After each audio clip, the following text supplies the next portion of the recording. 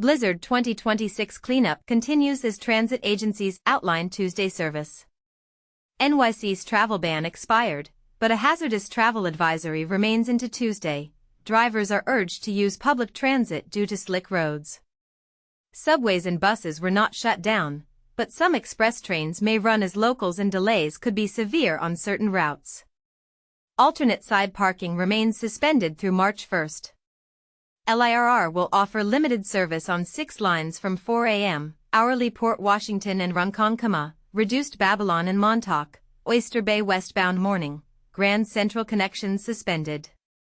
Metro North will run a reduced schedule with half-hourly Harlem, Hudson and New Haven service during peaks. Access-a-ride limited. NJ Transit resumes Tuesday, buses regular, rail on holiday schedule. Some lines diverted to Hoboken with path cross-honoring. Atlantic City line on schedule, Coast and Raritan Valley lines suspended. Light rail resumes Tuesday with possible delays.